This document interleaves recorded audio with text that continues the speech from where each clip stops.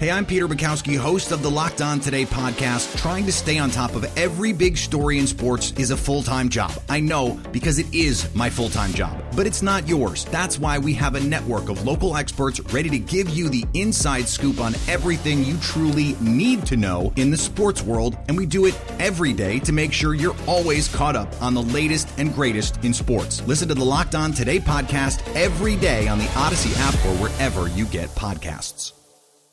So Carl, my know-it-all neighbor, who is usually super annoying, heard that I needed a home loan. So he's all, sure, you want a low rate, but you don't want to pay to get it? You need a no-points home loan. And he said, First NorCal Credit Union has low rates and low fees and a quick and easy online loan app and no points. So Carl was totally right this time. Carl is right. Don't pay points. Go to firstnorcalcu.org. And we're presented by Chafin Lujan Injury Law Firm, doing good by doing right. This weekend, 5 Steelers will go into the Pro Football Hall of Fame. It is a record-setting number. And so we will be showcasing some of the guys who are going in. Guys that we can talk about from our own personal experiences, like Alan Faneca, Troy Polamalu, Bill Cowher. Some others we need to go back into the vault, Chris, and talk to the people who were there to really measure the greatness of the 70s Steelers. And our next guest can help us do that. He's a 3-time Super Bowl champion. He was a big part of the 70 Steelers.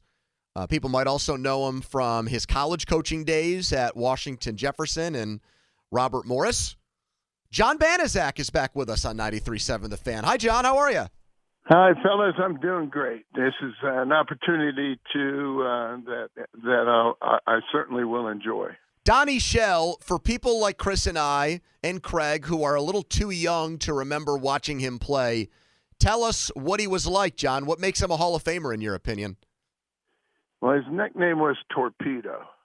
And, you know, you knew Donnie Shell was around just by the sound of the way he tackled. He just absolutely ran through people.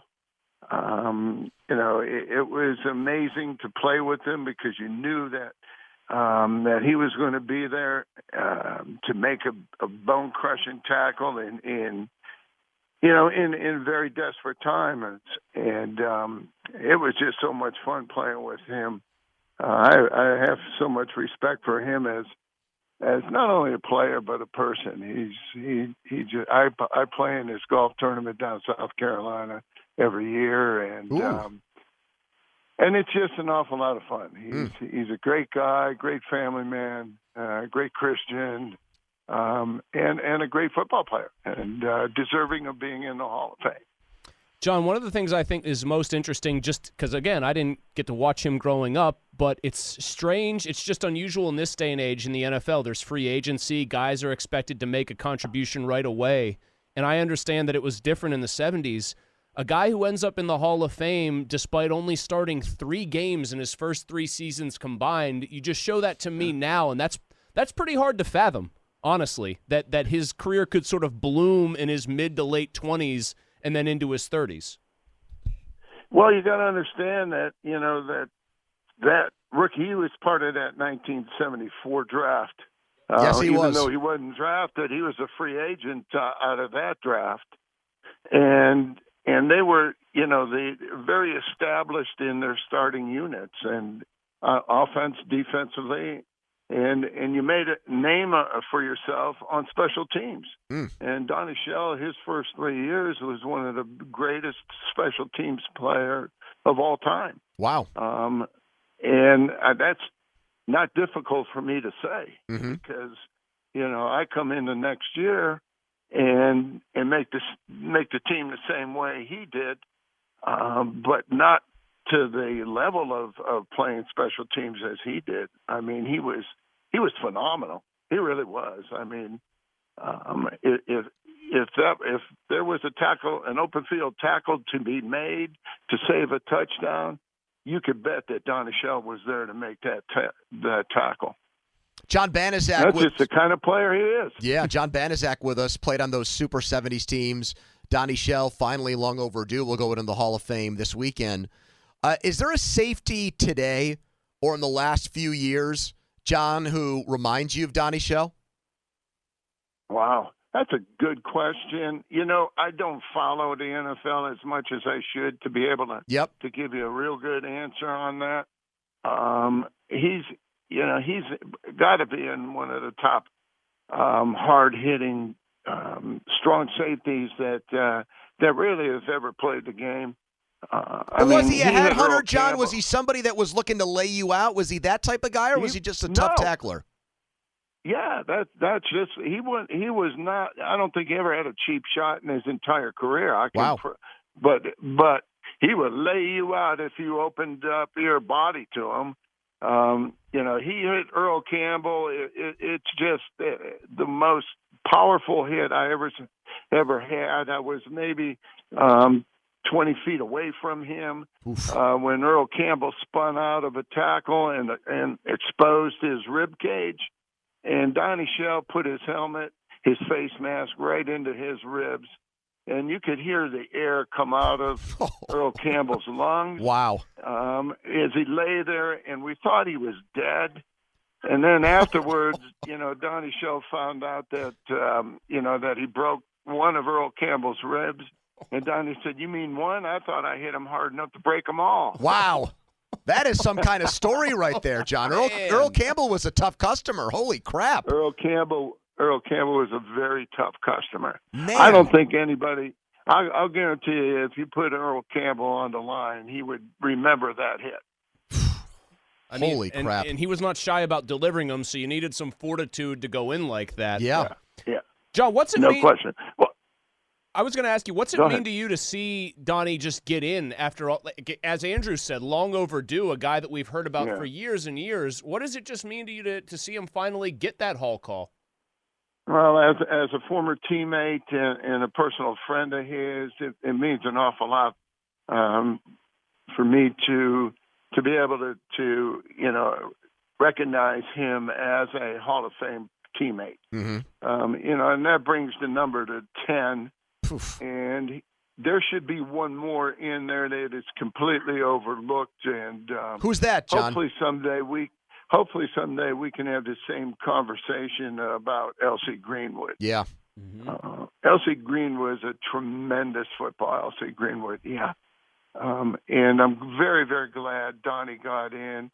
And I can also assure you that Donnie Shell will advocate for getting LC into the Hall of Fame also. Wow.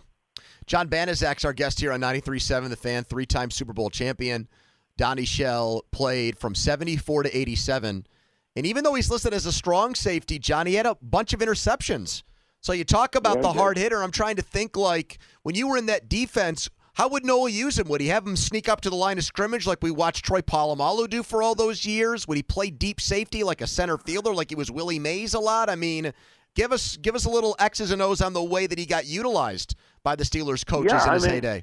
Back in the days, in the early days of the Steel Curtain, there wasn't much need for him to be up close on the line of scrimmage, obviously. So the early part of his career, he played pretty much a safety where he was in coverage and doing an awful lot of that. The number of interceptions he had is proof of that. But later on, I can remember, he and Troy Polamalu were very similar in the way they were very active defensively. Mm-hmm. And it was by design. A lot of it was by design. But later on in Donnie's career, and the same thing with Troy's career, they had I'm sorry about that. You're okay. They had a lot of freedom as veterans. Yeah. You're in the league for 8-10 years. You got a pretty good idea what the offense is going to do. And both of those players, and Donnie especially, okay, they were religious about their pregame and the pregame workload and studying the opponent and knowing instantly what was going to happen. So, yeah, I mean, those are real good reasons as to why both of them are going into the Hall of Fame. Yep. John, one of the things I'm also thinking about right now, because I had just read something on Mel Blount, and the Mel Blount rule, obviously, in 1978, you can't, you've got the 5-yard chuck, Right. and that's it. You can't beat up on guys down the Right. field. Obviously, Donnie being a safety wasn't maybe jamming guys off the line of scrimmage, but I would think that rule would have made it harder to play in the secondary in general. And yet, as I look at him, he had basically the best run of his career, all 3 of those All-Pro nods, after that rule came in. That says even more to me about what he was as a player. I can only agree with all of that.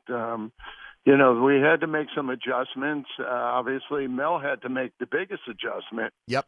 Playing 5 yards off the line of scrimmage, not being able to hit somebody in that area. But he also knew, that he had Donnie and Mike Wagner behind him, and so they were able to work it out in the secondary, where they were able to continue playing at that high level. John Banaszak, our guest here on 93.7 The Fan. John, how about how you would look at the Steelers preseason here? They're trying to work in a whole new offensive line. It's a whole new offensive coordinator. Some changes got made on defense. They've got 4 preseason games. The rest of the league only has 3, other than the Cowboys, who have 4 just like them because of the Hall of Fame game. Right. You've coached. You've played. How much do you think playing in the preseason matters? Should the starters go out there and play more? Are you a big believer in you got to get some snaps in now to prepare yourself for week 1? What's your take on all that?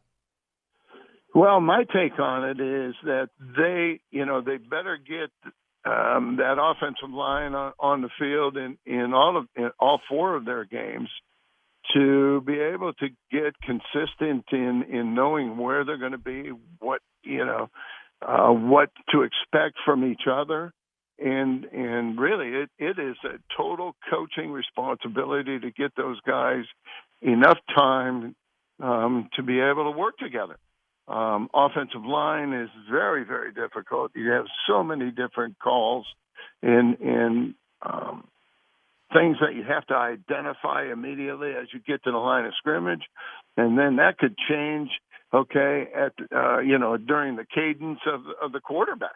Yeah. Especially if you have defensive linemen and linebackers moving up and down that line of scrimmage. And, so now, do you think Ben needs to play and get used to them, John? Or are you talking more about Yes. No.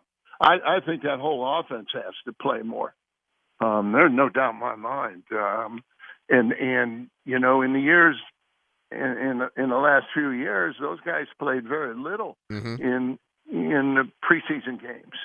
And that's all changed this year. They have to play together and, play at least, I would say, a half in the Dallas game, and then in the second game, even a little bit more into the third quarter. I mean, their practices aren't as physical as our practices were back in the 70s. Yeah, they can't be because the PA, the NFL PA, won't let them go at each other like that, John. Yeah, right. I mean, we had double sessions for 10 weeks. Wow. My rookie year and second year. Okay. It's a miracle anyone got to the regular season. Holy man. Well, wow. You guys realize both you guys know that we played 7 preseason games. Okay, I still can't believe that. I still can't fathom that. 1976. In 14 regular season games. Half your schedule were preseason games. That's nuts. Yeah. So, that they really have to be able to in order to get ready for that first regular season game, they would really have to work together and work hard and be physical in practice so that they can get everything they need to get done finished and ready for the regular season. John Banaszak. Hey, wrapping up with you, John, I got a question because I know you said you're not following things where you're on top of it every single day, but I'm sure you're aware of what you coached in college football for so long. I'm sure you're aware of what's going on at the top with the name, image, and likeness stuff where players can now find deals and get and make money.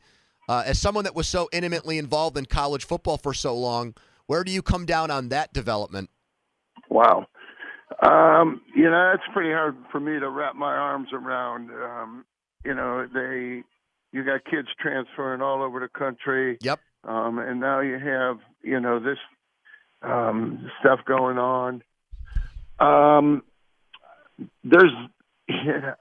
looking forward to getting together with some people to put a program together to take advantage of the new proposals that are out there. Okay. And I mean, from that aspect of it, I don't like it as a college coach and as a player.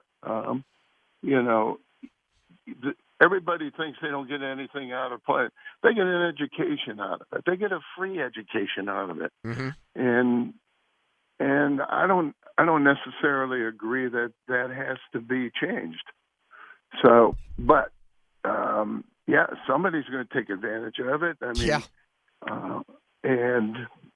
I have some friends that we're talking about setting something up to take advantage of this situation. You going to be in Canton, John? You going to watch from home this week? What's going on with No, that? I won't be in Canton. I certainly will be watching from South Carolina. Oh, nice.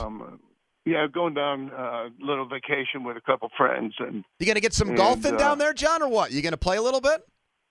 I was at an event this morning, and I think I may be able to do that. I knew where you're going. You get the bug. You got to play some more. You hit a couple good ones. Got to get right back out there, John. Love it. Well, you guys got to understand that, I play every Wednesday, Saturday, and Sunday. Ooh. Okay? I like that. That sounds like a very nice existence.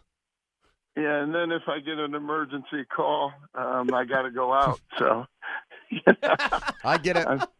More power to you. Hey, John, you're a class act. Thank you so much for joining us and giving us the skinny on Donnie Shell, because there are a lot of people in our audience who don't remember watching him play, but obviously know that he was a great one. Yeah, you bet. All right, Pony thanks, John. Chris. Thanks, fellas. You bet. John Banaszak, 3-time Super Bowl champ there with the Steelers. I feel like the description, he couldn't maybe give a modern-day safety equivalent, but the Polamalu one sounds a little nice, right? Mm-hmm. Like just a guy who was going in there to not lay people out, but nuke-level hits and then getting to play an instinct. I do think it's wild that Donnie Shell, I know it's a different era, didn't start basically for 3 years, then blossoms the way he does, just have that kind of patience, right? Yep. And then does his best work after the rules made it harder initially to cover in the secondary. All of that extremely impressive to me. I'll give you another thing from that interview that stands out to me, and I know it's old school, and they used to play way more in the preseason. Mm-hmm. But the fact that he thinks that there's something to be gained by Ben getting some chemistry with a new offensive line in the preseason is very interesting to me. I mean, if you didn't ask it, I was going to. Because there's a cost-benefit analysis there of he's 39 years old. The line isn't that good to begin with. Do you risk him getting hurt in the preseason?